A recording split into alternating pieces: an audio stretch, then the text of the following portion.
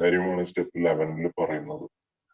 അപ്പോ ഈ alcoholics anonymous എന്ന് പറഞ്ഞ ഈ പ്രോഗ്രാം ഒരു സർക്കിൾ ആണെങ്കിൽ, സർക്കിൾ എന്ന് ഉദ്ദേശിക്കുന്നത് ഇത് ഒരു കുടിയനെ സംബന്ധിച്ചിടത്തോളം, ഒരു മദ്യപാനിയെ സംബന്ധിച്ചിടത്തോളം ഇത് ഒരിക്കലും നിൽക്കുന്നില്ല. അവന്റെ ജീവിതം ഉള്ളിടത്തോളം കാലം അവൻ ഈ പ്രോഗ്രാമിൽ തന്നെ ഉണ്ടാവണം എന്നുള്ള രീതിയിൽ ഒരു സർക്കിൾ ആണെങ്കിൽ അതിന്റെ സെൻട്രലിൽ വരുന്ന അട്രാക്ഷൻ ആണ് ദൈവം അല്ലെങ്കിൽ ഗോഡ് എന്ന് പറയുന്ന ആ ഒരു കോൺസെപ്റ്റ്.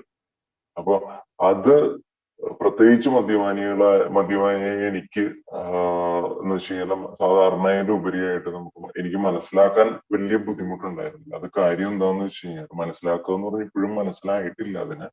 പക്ഷെ ഈ പ്രോഗ്രാമിൽ പറഞ്ഞിരിക്കുന്ന സ്റ്റെപ്സ് എന്താണെന്നും ആ കണക്ഷനിൽ എന്തൊക്കെയാണ് ചെയ്യേണ്ടതെന്നും മനസ്സിലാക്കാനായിട്ട്, അല്ലെങ്കിൽ അത് ഉൾക്കൊള്ളാനായിട്ട് എനിക്ക് കഴിഞ്ഞത് എൻ്റെ ഒരു എന്താണ് ഇത്രയും നാള് ജീവിച്ചു പോകുന്ന ശൈലി ആയിരിക്കാം എന്നത് കുറച്ച് എളുപ്പമാക്കിയത് ബാക്കിയുള്ളവരെ വെച്ച് നോക്കാൻ. കാരണം ചെറുപ്പത്തിലെ തന്നെ ഈ പറയുന്ന മദ്യപാനം ഒരു സൈഡിലൂടെ വളരെ നന്നായിട്ട് പോകുന്നുണ്ടെങ്കിലും നമുക്ക് ഈ ദൈവം എന്ന സങ്കല്പമാണോ അതോ യഥാർത്ഥത്തിലുണ്ടോ എന്നുള്ള ഒരു ചോദ്യം വളരെ എന്താ പറയണ നമ്മളെ അസ്വസ്ഥനാക്കും വിധം നമ്മുടെ മനസ്സിന് അത് ഞാൻ അന്വേഷിച്ചുകൊണ്ടിരുന്ന ഒരു സംഭവമാണ്. കാരണം എത്രയൊക്കെ ഞാൻ ആലോചിച്ചിട്ടും ചെറുപ്പത്തിൽ കോളേജിൽ പഠിക്കുമ്പോൾ, അതിനു മുമ്പ് സ്കൂളിലും കോളേജിലും പഠിക്കുന്ന സമയത്ത് തന്നെ എത്രയൊക്കെ ആലോചിച്ചിട്ടും മനുഷ്യൻ അല്ലെങ്കിൽ ഈ പ്രകൃതി ഇത്രയും നന്നായിട്ട് കൊണ്ടുപോകാനായിട്ട് ഒരു മോഡറേറ്റർ ഇല്ലെങ്കിൽ, ഒരു ക്രിയേറ്റർ, ഒരു സൃഷ്ടാവ് ഇല്ലെങ്കിൽ ഒരിക്കലും ഇത് ഇത്ര നന്നായിട്ട് പോവില്ല എന്നുള്ളൊരു അടിയുറച്ച വിശ്വാസമാണ് എനിക്കതിൽ അതിനെ അന്വേഷിക്കാനായിട്ട് ഞാനിങ്ങനെ ഇതാവാനായിട്ട് കാര്യം. അപ്പൊ അതിനെ സംബന്ധിച്ചിടത്തോളം നമ്മൾ അതുമായിട്ട് ബന്ധപ്പെട്ട ബുക്കുകൾ വായിക്കാനും പിന്നെ യോഗയും മെഡിറ്റേഷനും അങ്ങനത്തെ സാധനങ്ങൾ ചെയ്യാനും എല്ലാം തുടങ്ങിയിരുന്നു. ഒരിക്കലും അത് കണ്ടിന്യൂ ചെയ്ത് കൺസിസ്റ്റന്റ് ആയിട്ട് കൊണ്ടുപോകാൻ സാധിച്ചിരുന്നില്ല. കാര്യം എന്താന്ന് വെച്ചാൽ മദ്യപാനം നമ്മളെ ഈ പറയുന്ന പോലെ 2 ആഴ്ച അത് ചെയ്താലും ബാക്കി 2 ആഴ്ച കടുത്ത രീതിയിലുള്ള മദ്യപാനവും അതോട് സംബന്ധിച്ചിട്ടുള്ള കടുത്ത മാനസിക സംഘർഷവും പിന്നെ ആ 2 ആഴ്ചയിൽ ചെയ്തു കൂട്ടി വെച്ച കാര്യങ്ങൾ ശരിയാക്കാനായിട്ടുള്ള ഇത് മാറിക്കൊണ്ടിരിക്കും. 2 ആഴ്ച എന്നുള്ള 3 ആഴ്ചയായിട്ട് അങ്ങനെ പോയിക്കൊണ്ടിരിക്കും. പക്ഷെ ഇങ്ങനെ ഒരു ബാക്ക്ഗ്രൗണ്ട് ഞാൻ എന്ന വ്യക്തിക്കുള്ളത് കൊണ്ട് ഈ പ്രോഗ്രാമിനെ എനിക്ക് കുറച്ച് നന്നായിട്ട് അതിനെ മനസ്സിലാക്കാന്നുള്ള കൂടെ എനിക്കിപ്പോ പറയാൻ പറ്റുന്നില്ല. കാരണം അത് ഉൾക്കൊള്ളാനായിട്ട് സാധിച്ചു എന്നുള്ളതാണ്. ഈ എ എന്ന പ്രോഗ്രാം എപ്പോഴും അതില് ഞാൻ മനസ്സിലാക്കിയ ഒരു കാര്യം എന്താണെന്ന് വെച്ചാൽ ഇതിൽ ഇഷ്ടംപോലെ വാക്കുകളുണ്ട്, വളരെ ഭംഗിയുള്ള വാക്കുകളുണ്ട്. ഈ വാക്കുകളെ നമ്മൾ എത്രത്തോളം ഞാൻ ഉൾക്കൊണ്ടിട്ടുണ്ട് അത്രത്തോളം ഭംഗിയാവും എൻ്റെ ഈ പ്രോഗ്രാമില് ഞാൻ പങ്കെടുക്കുന്നത്. അപ്പൊ ഇതില് ഏറ്റവും പ്രധാനമായിട്ട് എനിക്ക് ആദ്യത്തെ സ്റ്റെപ്പ് എന്ന് പറയുന്നത് we admit your powerless over alcohol. അതായത് ഞാൻ എന്ന് സമ്മതിക്കുന്നു ഞാൻ ഈ മദ്യപാനം എനിക്ക് കൺട്രോൾ ചെയ്യാൻ പറ്റാത്ത ഒരു സാധനമാണ്, എന്റെ പവറിൽ ഉള്ളതല്ല ഇത് എന്നുള്ളത് ഞാൻ എന്ന് സമ്മതിക്കുന്നുവോ അന്ന് ഞാൻ എന്റെ ശ്രമം നിർത്തുന്നുള്ളതാണ്. ഇത്രയും നാളായിട്ട് ഞാൻ ചെയ്തുകൊണ്ടിരുന്നത് എന്ന് വെച്ച് കഴിഞ്ഞാല് പല രീതികൾ പരീക്ഷിക്കുമായിരുന്നു മദ്യപാനം. ഇപ്പൊ ബിയർ അടിക്കുവാണെങ്കിൽ ബിയർ, ഇപ്പം മദ്യം നിർത്തി ബിയർ നിർത്തി, ബാറിൽ നിന്ന് നിർത്തി വീട്ടിൽ നിന്ന് ബാറിലേക്ക്, അങ്ങനെ പല രീതിയിലുള്ള മദ്യപാനം പ്രതീക്ഷിക്കും. കാരണം ഈ പ്രാവശ്യം എനിക്കൊരു സാമൂഹിക മദ്യപാനിയായിട്ട് സമൂഹത്തിൽ എനിക്ക് ഒരിടം കിട്ടുന്ന രീതിയിൽ മദ്യപിക്കാൻ പറ്റുന്നുള്ള ഒരു വിശ്വാസത്തോടെയാണ് ഏത് പ്രാവശ്യം. അപ്പൊ ആദ്യത്തെ പടി തന്നെ നമ്മളെ ആ പവർലെസ്നെസ് നമ്മൾ ഉൾക്കൊള്ളുവാണെങ്കിൽ നമുക്ക് പിന്നെ മദ്യപിക്കാനുള്ള തോന്നൽ വരുമ്പോഴത്തേക്കും നമ്മള് ഈ ഒരു ചിന്ത നമുക്ക് എപ്പോഴും ഉണ്ടാവും, നമ്മൾ പവർലെസ് ആണെന്നുള്ളത്.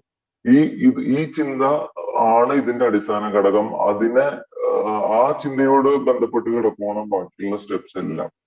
അപ്പൊ അതിൽ രണ്ടാമത്തെ പടി വരുന്നത്, എന്നാൽ ഞാൻ പവർലെസ് ആണ് പക്ഷെ പവർ ഉള്ള ഒരാള് അല്ലെങ്കിൽ പവർ ഉള്ള ഒരു സംഘം, ഇത് എന്താണ് ഒരു കോൺസെപ്റ്റ് ഇതിനു മുകളിലുണ്ട് നിന്നെ രക്ഷിക്കാനായിട്ട് എന്നുള്ള ഒരു വിശ്വാസവും കൂടെ തരുവാണ് അതിന്റെ കൂട്ടത്തില്.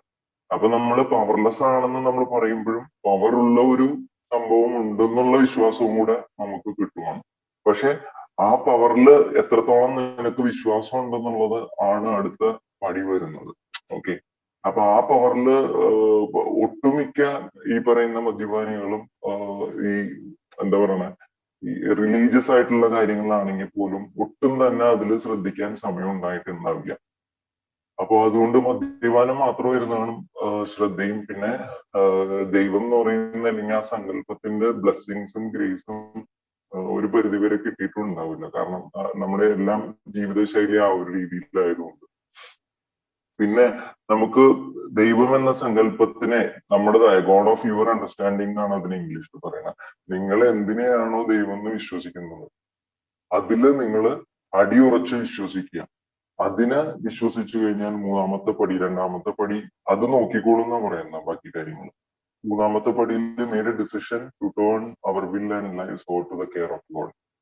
നമ്മൾ അതിനെ വിശ്വാസം കൊടുത്തു തുടങ്ങിയാൽ, നമ്മൾ എടുത്തു തുടങ്ങിയാൽ നമ്മുടെ എന്താണ് നമ്മുടെ വില്ല് എന്ന് പറഞ്ഞു കഴിഞ്ഞാൽ നമ്മുടെ എന്താ പറയണ നമ്മള് എന്താണ് നമ്മുടെ വില്ല് എന്ന് പറഞ്ഞാൽ നമ്മുടെ ഇമോഷൻസ്, നമ്മുടെ ചിന്തകള്, നമ്മുടെ ആക്ഷൻസ്, നമ്മുടെ പ്ലാനിങ്, ഇതെല്ലാം നമ്മുടെ വില്ലില് പെടും. കാരണം ഞാൻ എന്ന ഒരു ഇത്രയും വലിയൊരു ഭൂലോകത്ത് ഞാൻ എന്ന അതിനേക്കാൾ വലുതായിട്ടാണ് ഞാൻ എന്നെ കാണുന്നത് എന്നുള്ളതാണ് വലിയൊരു ഇതില് അതിശോക്തമായ ഒരു കാര്യം. അതാണ് ഇത്രയും വലിയൊരു യൂണിവേഴ്സില്, ഇൻഫിനിറ്റി ആയിട്ടുള്ള യൂണിവേഴ്സില് ഇത് സൃഷ്ടിച്ച ദൈവവും അതിനേക്കാൾ വലുതാണ് മനോജ് കൃഷ്ണൻ എന്ന വ്യക്തി. ഇതാണ് എന്റെ എന്താ പറയുക പെട്ടെന്ന് മനസ്സിലാക്കാനായിട്ട് എന്റെ എപ്പോഴുള്ള ചിന്താഗത. ഈ ലോകത്ത് മനോജ് കൃഷ്ണനാണ് ഏറ്റവും വലുത്. മനോജ് കൃഷ്ണന്റെ കാര്യങ്ങളാണ് ഏറ്റവും ആദ്യം നടക്കേണ്ടത്. മനോജ് കൃഷ്ണന്റെ ഇമോഷൻസ് ആണ് ഏറ്റവും പ്രധാനം. മനോജ് കൃഷ്ണൻ വിചാരിക്കുന്നത് നടക്കാവൂ. അപ്പൊ ഇതിലൊക്കെ എന്തെങ്കിലും പ്രശ്നങ്ങൾ വന്നു കഴിഞ്ഞാൽ അത് മനോജ് കൃഷ്ണനെ ബാധിക്കും. അപ്പോ ഈ തേർഡ് സ്റ്റെപ്പില് ഈ പറയുന്ന എല്ലാ കാര്യങ്ങളും ഞാൻ മനോജ് കൃഷ്ണൻ എന്നുള്ളത് മാറ്റിയിട്ട് അത് ഞാൻ വിശ്വസിക്കുന്ന ഹയർ പവറിലേക്ക് കൈമാറുവാണ്. അങ്ങനെയാകുമ്പോൾ മനോജ് കൃഷ്ണൻ ഫ്രീ ആയി. മനോജ് കൃഷ്ണന്റെ റെസ്പോൺസിബിലിറ്റി കുറഞ്ഞു, ഉത്തരവാദിത്വം കുറഞ്ഞു. മനോജ് കൃഷ്ണന്റെ ദൈനംദിന കാര്യങ്ങളെ സെറീനിറ്റിയോടെ, പ്രശാന്ത ചിന്തയോടെ നേരിടാൻ പറ്റും. നാലാമത്തത് അമ്മയുടെ പിന്നെ ഡെയിലി നമ്മൾ ദിനംപ്രതി നമ്മൾ ജീവിക്കുമ്പോൾ നമുക്ക് ഓരോ ഘട്ടങ്ങളിലും ഓരോ പ്രശ്നങ്ങൾ വന്നുകൊണ്ടിരിക്കും. അപ്പൊ ഒരു മദ്യപാനിയായി ഞാൻ ആ ദിവസം ആ ഒരു പ്രശ്നത്തിനെ നേരിടാൻ പറ്റിയില്ലെങ്കിൽ അന്ന് വൈകിട്ട് വീണ്ടും കുപ്പിയിലേക്ക് പോകാനുള്ള സാധ്യത അല്ലെങ്കിൽ ക്ലാസ്സിലേക്ക് പോകാനുള്ള സാധ്യത ഉണ്ട്. അപ്പൊ അതുകൊണ്ട് ഞാൻ ചെയ്തുകൊണ്ടിരുന്ന വെച്ചാല് ഏത് പ്രശ്നം എപ്പോ നേരിട്ടാലോ ആ പ്രശ്നം നേരിട്ട് നമുക്കത് എന്നെ അസ്വസ്ഥനാക്കും തോന്നുന്ന സമയത്ത് തന്നെ ഞാൻ അതിനെ ഈശ്വരനിലേക്ക് കൈമാറുകയാണ് ചെയ്തത്. പിന്നെ നമ്മള് എന്താ പറയണേ നമ്മുടെ ഭാഗത്തു നിന്നും തെറ്റുകൾ ഉണ്ടാവാം. നമ്മുടെ ഭാഗത്തും ഉണ്ടാവാന്നല്ല, ഉണ്ടായിക്കൊണ്ടിരിക്കുന്നുണ്ട് എല്ലാ ദിവസവും. ആ തെറ്റുകളെ പക്ഷെ നമ്മൾ മനസ്സിലാക്കുക. ഈ തെറ്റുകൾ നമ്മൾ ചെയ്യുന്ന പ്രവൃത്തിയിലൂടെ ആവണമെന്ന് തന്നെ ഇല്ല. ഇപ്പൊ നമ്മൾ ഒരാളോട് പെരുമാറുമ്പോൾ ആ പെരുമാറ്റത്തിന്റെ പുറകിൽ എന്താണ് എന്റെ ഉദ്ദേശം, അത് എന്റെ സ്വാർത്ഥതയാണോ എന്റെ ഉദ്ദേശം, അല്ലെങ്കിൽ അയാളെ എന്തെങ്കിലും ഹാനി അയാൾക്ക് വരുന്നതാണോ അത് എന്റെ ഉദ്ദേശം.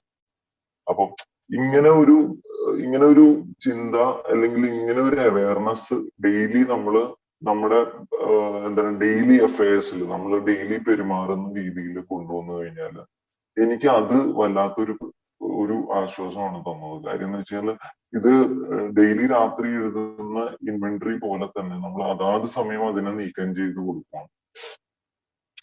അപ്പോ ഈ നീക്കം ചെയ്ത് കൊടുക്കുന്നതോടുകൂടി ദൈവം എന്റെ ക്യാരക്ടർ ഡിഫക്ട്സ് ഞാൻ എന്റെ സ്റ്റെപ്പ് 4-ലും 5-ലും ചെയ്തിരിക്കുമ്പോൾ എനിക്ക് കിട്ടിയിരിക്കുന്ന ഷോർട്ട് കമ്മിങ്സും ഡിഫക്ട്സിനെയും ദൈവം മാറ്റിത്തരുന്നത് കൂടി ദിനം പ്രതി ഉണ്ടാകുന്ന ഡിഫക്ട്സിനെയും ഷോർട്ട് കമ്മിങ്സിനെയും അവെയർ ആക്കുകയും ഓക്കെ അതിനെ സാക്ഷ്യം വഹിക്കുകയും അതിനെയും എനിക്ക് കൈമാറാൻ പറ്റുന്നതാണ്. ഇതിലെല്ലാം ഈ ഒരു പ്രോഗ്രാമിന്റെ ഈ ഒരു ഇത്രയും പടികൾ എത്തുമ്പോഴത്തേക്ക് എനിക്ക് കിട്ടുന്ന ഒരു സാധനമാണ് ഹ്യൂമിലിറ്റി എന്ന് പറയുന്നത്, ഹംബിൾനെസ് എന്ന് പറയുന്നത്. കാരണം ഞാനെല്ലാം ഒന്നും ചെയ്യുന്നത് എന്നുള്ളത് വളരെ വ്യക്തമാണ്. ഞാനൊരു ഉപകരണം മാത്രമാണ്, ദൈവത്തിന്റെ കയ്യിലെ ഒരു ഉപകരണം. എന്തിനു വേണ്ടിയിട്ടാണ്? മറ്റുള്ളവർക്ക് നന്മ ചെയ്യാനും എന്റെ മദ്യപാനം എന്നുള്ള സാധനം വീണ്ടും തുടരാതിരിക്കാനും അതേപോലെ തന്നെ എന്റെ പ്രശാന്തത എന്റെ കുടുംബത്തിന് ഈ ലോകത്തിനും വേണ്ടിയിട്ടാണ്. അപ്പോ ഞാനൊരു ഉപകരണം മാത്രമാണ്. ഇത് യാഥാർത്ഥ്യമായിട്ട് ഞാൻ ചിന്തിച്ചു പോകുമ്പോൾ അതൊരു സത്യം തന്നെയാണ്. കാരണം ഞാനിവിടെ വന്നതും ഞാനിവിടെ ജീവിച്ചതും ഞാൻ എന്തായി തീരണം എന്നൊക്കെ ഒരു പരിധി വരെ മുക്കാൽ ഭാഗവും അതിന്റെ തീരുമാനങ്ങൾ ഞാനല്ലല്ലോ എടുത്തത്.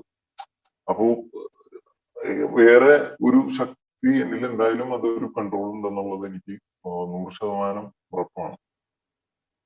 പിന്നെ എന്താ പറയുന്നത്, നമ്മള് 8ാമത്തെയും 9ാമത്തെയും പടികള് അമെൻസിന്റെ ആണ്. നമ്മൾ ചെയ്ത തെറ്റുകൾ ഇതെല്ലാം നമ്മളെ കൂടുതൽ ഹ്യൂമിലിറ്റിയും നമ്മുടെ ജീവിതത്തിലെ ഹംബിൾനെസ്സും കൊണ്ടുവരികയാണ് ചെയ്യണത്. കാരണം ഞാൻ പറഞ്ഞ പോലെ ഓരോ പ്രവൃത്തിയിലൂടെയും അതായത് ഓരോ ചിന്തയിലൂടെയും നമ്മളത് കറക്റ്റ് ചെയ്ത് പോകുമ്പോൾ നമ്മുടെ ക്യാരക്ടർ റിഫൈൻ ചെയ്തുകൊണ്ടിരിക്കുകയാണ് ഓരോ ദിവസവും. അപ്പോ എനിക്കിതില് എന്ന് വെച്ച് കഴിഞ്ഞാല് ഞാൻ പറയുവാണെങ്കിൽ ഞാൻ തൃശ്ശൂര് ജോലി ചെയ്യുമായിരുന്നു. തൃശ്ശൂര് ഒരു ബാങ്കിലായിരുന്നു ഞാൻ ജോലി ചെയ്തുകൊണ്ടിരുന്നത്. ബാങ്ക് അല്ല, ഒരു ഹൗസിംഗ് ഫിനാൻസ് കമ്പനിയിലാണ് ജോലി ചെയ്തുകൊണ്ടിരുന്നത്. ഞാൻ ഇങ്ങോട്ട് വരുന്നതിന്റെ ഒരാഴ്ച മുമ്പ് വരെ എനിക്ക് അറിയുന്നുണ്ടായിരുന്നില്ല ഞാൻ പുറത്ത് പോയി ജോലി ചെയ്യാനുള്ള ഒരു സാധ്യതയാണ്. ഓക്കെ. അപ്പോ നല്ല രീതിയിൽ മദ്യപിച്ചുകൊണ്ടിരുന്ന നാട്ടിൽ നിന്ന് മദ്യപിച്ചുകൊണ്ടിരിക്കുന്ന സമയത്ത് അവിടെ ഞാൻ ഒരു മരുന്നും കഴിച്ചുകൊണ്ടിരുന്ന ഇടയ്ക്കിടയ്ക്ക് മദ്യപാനം നമുക്ക് പറ്റാതെ വരുമ്പോൾ നിർത്താനായി.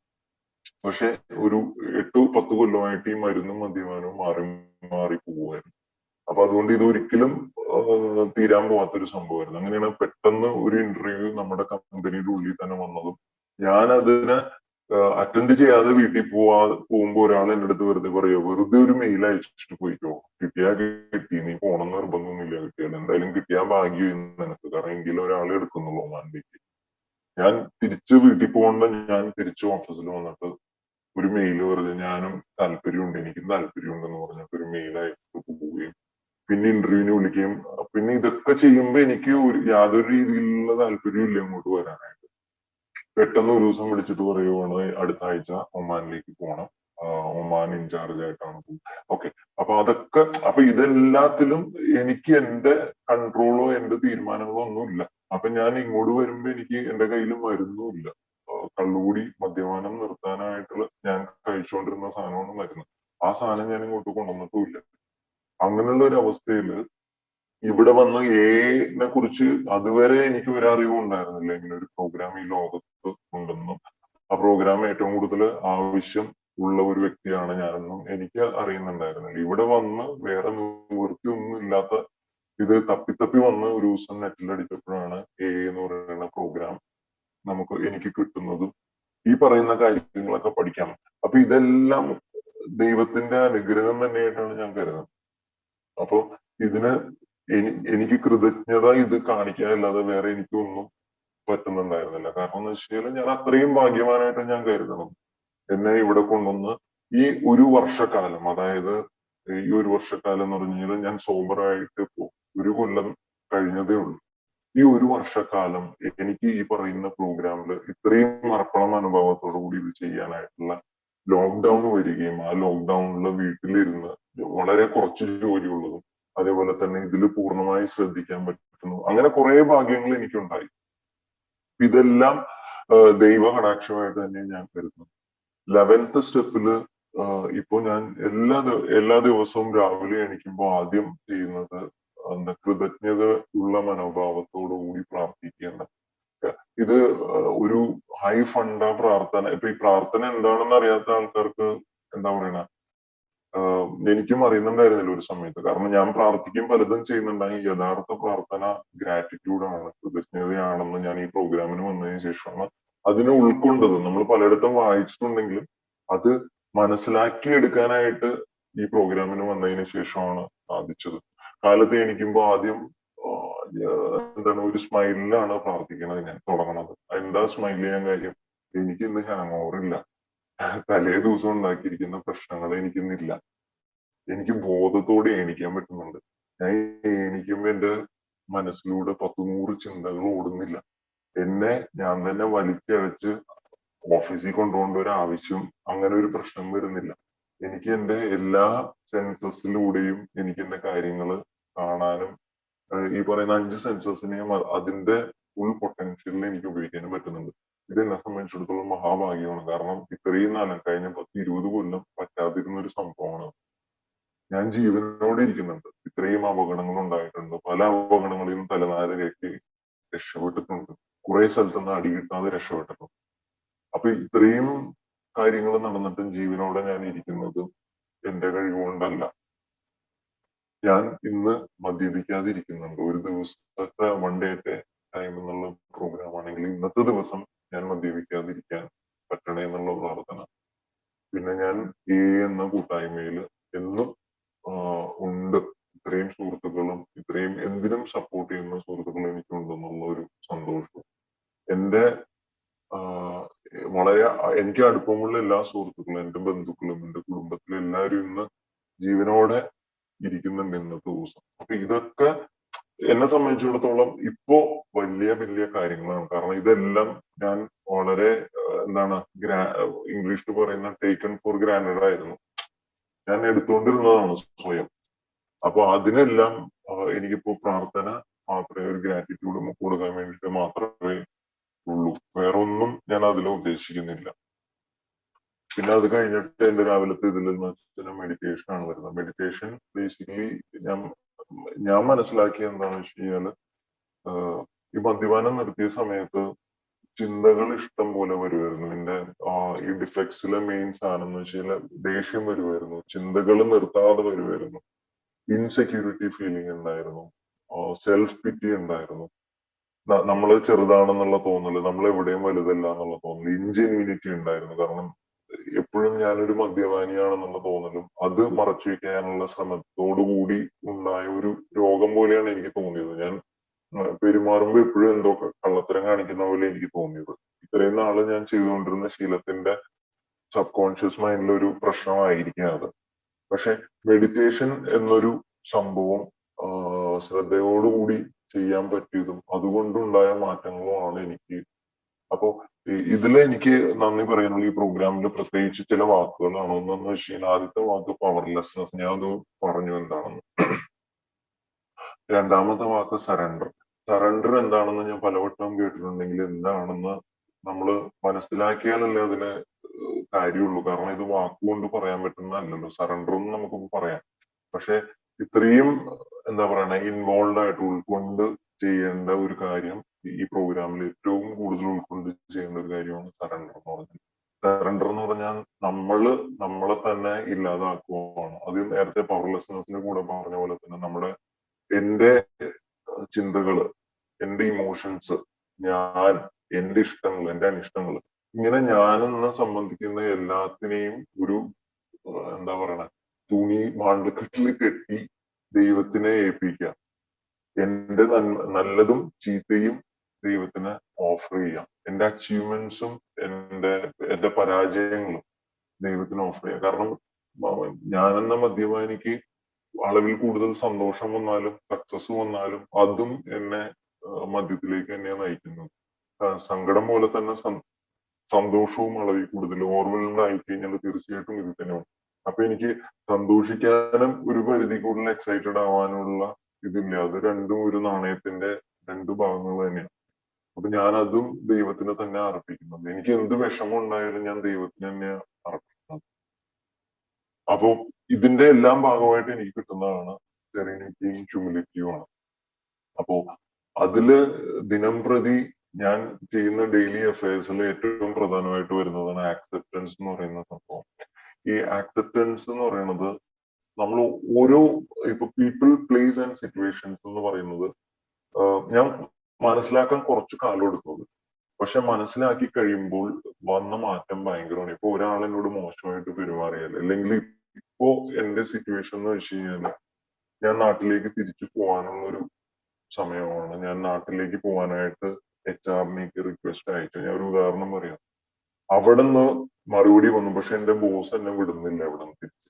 എനിക്ക് നാട്ടില് എന്റെ വീട്ടിനടുത്തുള്ള ഒരു ബ്രാഞ്ചിലേക്ക് പോസ്റ്റിംഗ് തരാമെന്ന് പറഞ്ഞു. പക്ഷെ ഇവിടെ നിന്ന് മാർച്ചിനുള്ളിൽ വിട്ടാലേ എനിക്ക് പോകാൻ പറ്റൂ. അപ്പൊ ഇങ്ങനത്തെ ഒരു സിറ്റുവേഷൻ വന്നു. പണ്ടാണെങ്കിൽ ഞാൻ എന്റെ സ്വഭാവത്തിന് എല്ലാരെയും വിളിച്ചു വെറുപ്പിച്ച ഒരു ലെവലില്. കാരണം എന്ന് വെച്ച് കഴിഞ്ഞാൽ ഞാൻ വിചാരിച്ച കാര്യങ്ങൾ നടക്കണം എന്നുള്ളതാണ്. ഞാനിപ്പോ ഡെയിലി എന്റെ പ്രേയറിലും മെഡിറ്റേഷനിലും ഞാനിത് അങ്ങോട്ട് ഹാൻഡ് ഓവർ ചെയ്യണം. എനിക്കൊരു വില്ലില്ല അതിൽ, എനിക്കൊരു തീരുമാനമില്ല. ഞാൻ ചെയ്യേണ്ട കാര്യങ്ങൾ കൃത്യമായിട്ട് ആരെയും എന്താണ് ആരെയും ഹേർട്ട് ചെയ്യാതെ ചെയ്തിട്ടുണ്ട്. ബാക്കി അങ്ങയുടെ കയ്യിലാണ് ബാക്കിയുള്ളതെല്ലാം. അപ്പൊ അത് എങ്ങനെ പോയാലും എനിക്ക് സന്തോഷമുള്ളൂ എന്നുള്ളൊരു പ്രയർ. അതുകൊണ്ട് എനിക്ക് സമാധാനമുണ്ട്. എന്റെ സെറനിറ്റീനെ ബാധിക്കുന്നില്ല. അപ്പോ ഇത്രയാണ് എനിക്ക് ഇതിനെ കുറിച്ച് പറയാനുള്ളത്. അപ്പോ ഞാൻ കുറച്ച് അങ്ങോട്ടും ഇങ്ങോട്ടും വളച്ചു കിട്ടിയെന്ന് തോന്നുന്നു. എന്തായാലും ഇങ്ങനെ ഒരു അവസരം തന്നതിന് ഷിബുവിന് നന്ദി പറഞ്ഞുകൊണ്ട്